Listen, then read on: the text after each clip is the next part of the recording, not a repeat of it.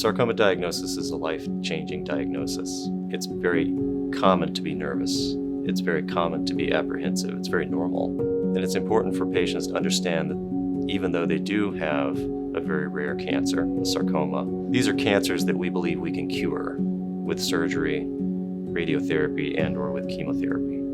As a surgeon, I have the opportunity to walk patients through the entire process, from the initial consultation to discussion of their cancer, to the surgery, and through the rehabilitation. And I find that tremendously rewarding. New patient consultations are typically an hour, and during that time we spend a considerable amount of time answering questions, drawing diagrams, looking at models, and I make sure that the patients understand exactly what they're getting into up front. During the consultation, I do everything I can to put the patient at ease, ensure that they understand that this is a very rare tumor and they're in the right place, and they need to be surrounded by experts that communicate regularly. Patients should ask as many questions as they like. I will never let a question go unanswered. It's essential for their understanding and their healing process. Decisions on how to treat sarcomas are not typically made by one person. They're made by a team comprised of orthopedic oncologists, surgeons like myself, medical oncologists, radiation oncologists, and so on.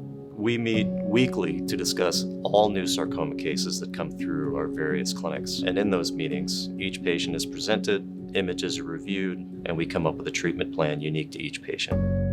All sarcomas will require some form of a biopsy, and that can be a surgical procedure. Once a diagnosis has been made, some sarcomas can be treated simply with surgery. Other sarcomas need radiotherapy first, chemotherapy first, and then surgery.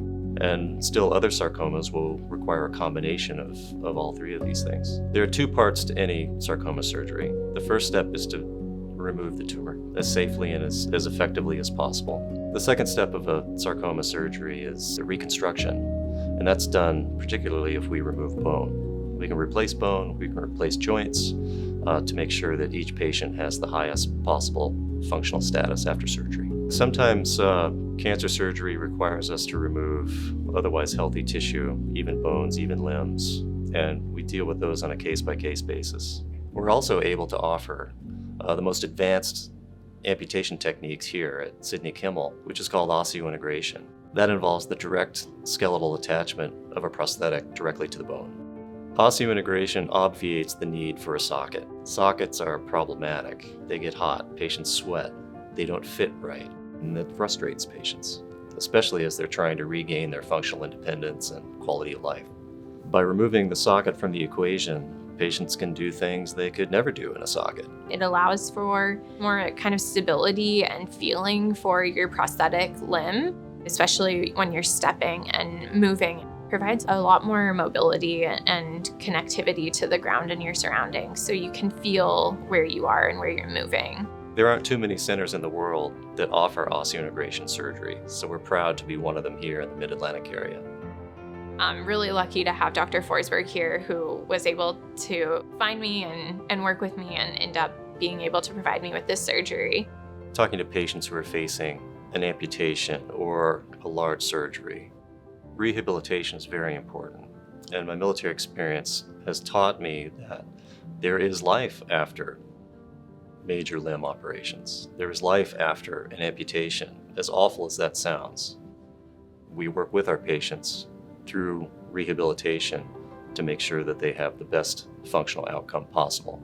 We develop a relationship with all of our patients. After a tumor comes out, we're not finished. We have a surveillance plan in place to ensure that if the tumor does come back, it's detected as early as possible. And the relationships last for many years in most cases. I love the patients, I love the team approach. I love knowing that we're bringing the best possible team to treat sarcoma patients.